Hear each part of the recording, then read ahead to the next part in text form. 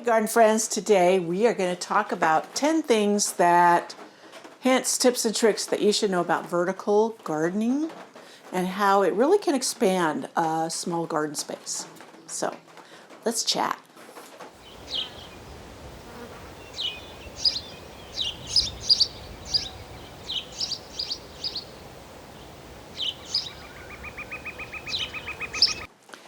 So yep, got my notes. I want to make sure I don't forget a thing.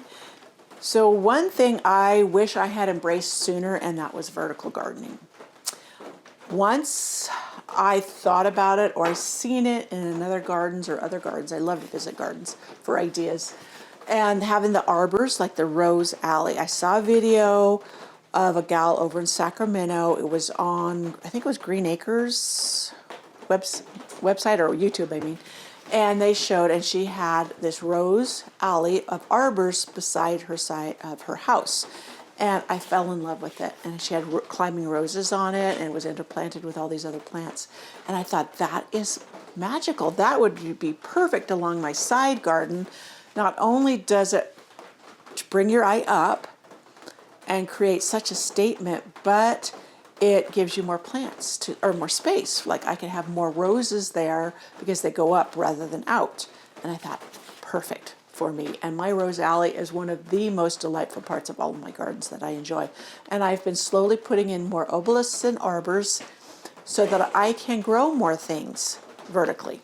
But we're going to go through 10 things that can make all the difference when you start growing vertically. So number one, vertical gardening isn't just for small spaces. It's perfect for small spaces, but it isn't only for small spaces. So it is powerful in larger gardens. It adds height, creates layers, the cottage garden feel that most of us love. It draws the eye upward and makes everything feel more abundant.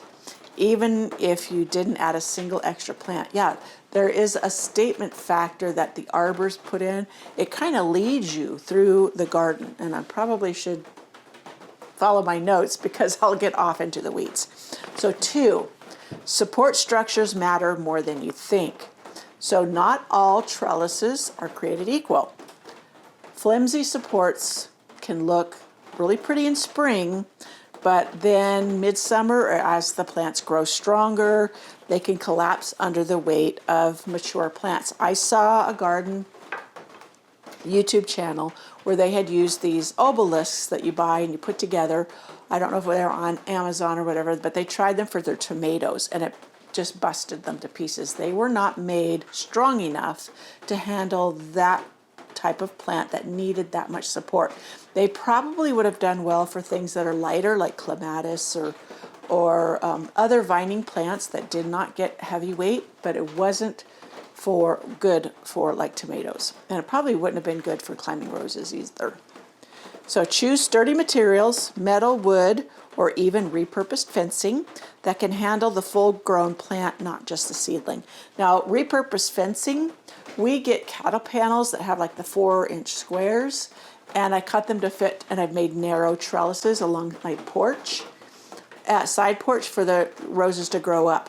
They aren't pretty by any means. They're not ugly, but they're not fancy. But once they're covered with the roses, that doesn't matter because all you see is the roses, and they kind of fade into the background. So 3, you don't need to buy fancy trellises. See what I told you? I get going ahead of myself. Some of my favorite vertical supports have been the simplest. I've used old ladders, great, cattle panels, branches tied together. I love on Gardener's World where they use these willow branches and they call them pea sticks or something, and they plant them or they'll put them together. I don't have plants like that or trees like that I can cut those from. We do have like pine trees and cedar trees, but they're huge. So I don't find the little sticks that are long enough. Maybe I have bamboo and I've used bamboo, but that's just a different look. So I need to be on the hunt for something with branches that they can make really rustic but lovely twig-like supports, trellises. They call them teepees or obelisks. So reused fencing. Okay, it you don't have to have expensive, fancy things to be beautiful. So if the imperfect, the homemade structures often fit a cottage garden best. And what I'm thinking of as I'm talking there was I have on my blog an obelisk design that we created that was super easy. There was no fancy cuts that just about anybody that has basic building skills can put together. And then there's also, I had a potting table, potting bench. Also, we did 2 obelisks with a bar over the top. It looked like a ladder that made an arbor. So I have those available. They're made from wood. I still have my original one that we made in 2008. Yeah, 2008, and it's out front, and it has a white rose on it, and it's still going strong, even though it was made from 2x2 pine, fir, whatever it is, material. Okay. Number 4, choose the right plants for vertical growth. Not every plant wants to climb, and forcing it rarely works. So great vertical growers are sweet peas, pole beans, cucumbers, clematis, climbing roses, morning glories. There's a wide variety of more. Cup and saucer vine. I have this hyacinth bean vine, passion vine. Look for plants that naturally vine, twine, or climb. They'll do most of the work for you. Now there's a zucchini. It's a climbing zucchini that I love. It is called trombosino. It is a lighter green and it makes a trombone shape. That's why the name. It used to be called zucchetta, and why they changed the name, I don't know. But it's delicious. It has a hint of artichoke flavor, but it is a vining one rather than a bushing. And so it just naturally, once it gets started, it'll just climb.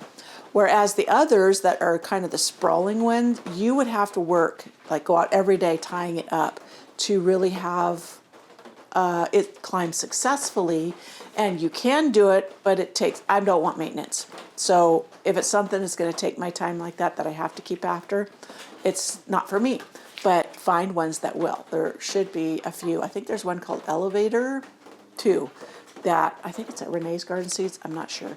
But look for ones that naturally vine. And you can grow a lot of vegetables that vine and really enjoy. Okay. 5, understand how plants climb. Different plants climb in different ways. And this affects the support that they need. So twining plants like beans wrap around the supports, or they put out little tendrils. Well, here I do that. Tendrils like peas and cucumbers grab onto thin structures. Now with the beans, the twining plants, sometimes you have to weave them in onto the structure. No big deal. Sometimes to get them started, you need to tie them to it. I use pantyhose strips because they stretch and they don't bind on the plant or cut the thin skins or harm the stems. And then there's roses that you do need to tie it in. They need guidance. And I have a video on how to train climbing roses so that they bloom the best and you get more flowers. And it's not super hard. It's pretty simple. So matching the plant to the right structure makes everything easier and more successful for you. So 6, vertical growing improves airflow. Yes. One of the hidden benefits of growing up instead of out is better air circulation. This can help reduce issues like mildew and rot, especially in humid conditions. Plants dry out faster after rain, which keeps them healthier overall. I want to make sure I'm not getting ahead of myself with what I'm going to say right now. Okay, yes. With my climbing roses, it was how in my rose alley I was able to fit more roses in. Now on my arbors in Rose Alley, my rose arbors are about, I'd say, under 2 feet wide. But I have a rose on each side of it, and then 2 on the other side. When I mean they're within a foot apart, maybe a foot and a half. And because they grow up instead of out, then I can successfully put 2 roses next to each other that close and not worry about issues. Sometimes they'll cross over each other, that's fine.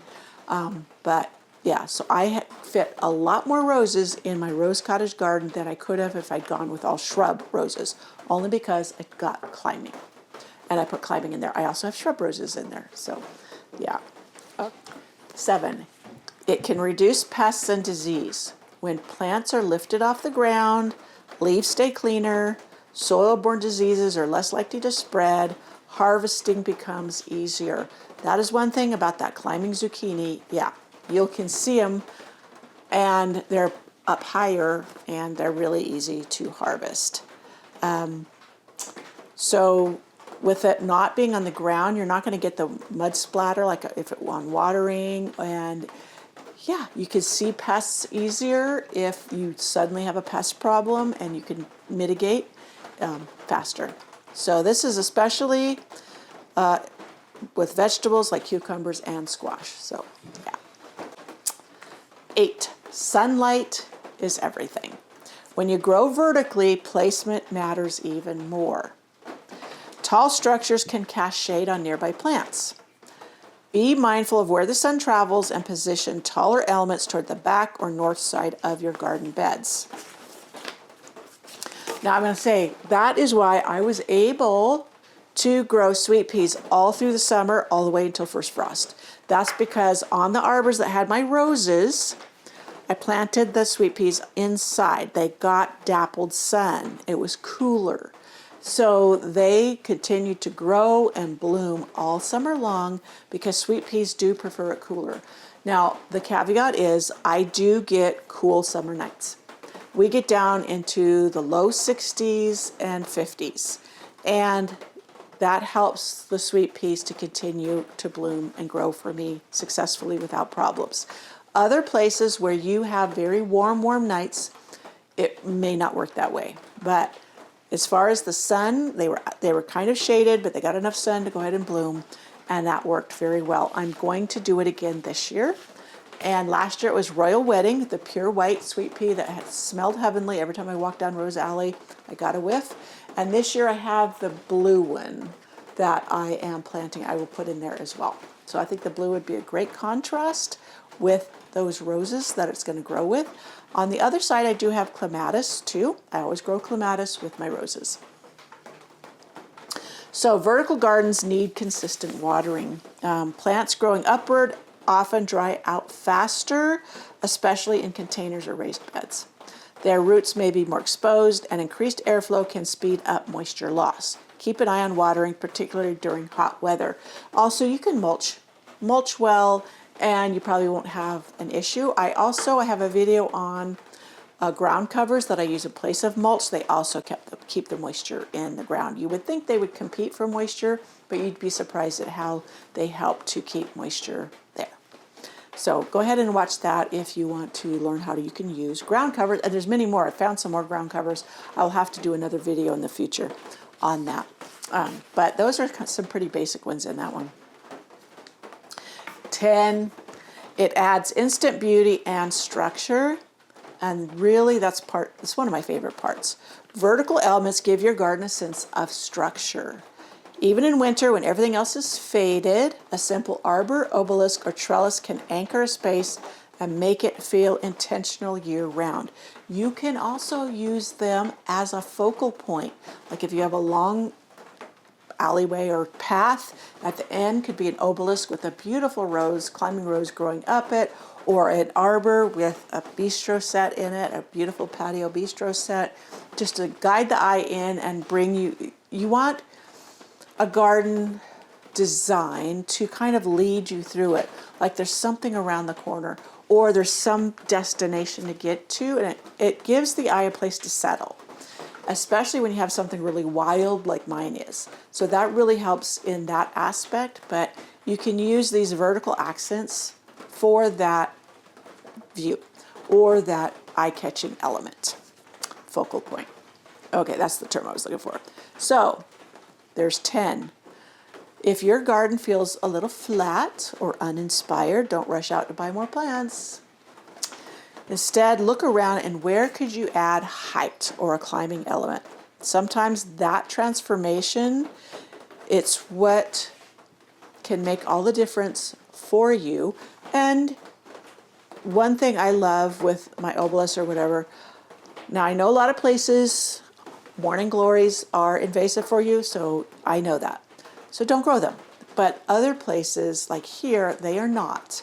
and they grow fast, they fill in, and they bloom so beautifully on something that, like if you grew it on a fence, it's instant, privacy fence or something like that, but they will grow beautifully. And if you're like me and you love roses, it's just one way to add more roses. So once you start growing vertically, you will never turn back. And there are inexpensive obelisks, etc. I've seen some really pretty ones that are Victorian looking and whatever. Just be mindful of how heavy duty they are.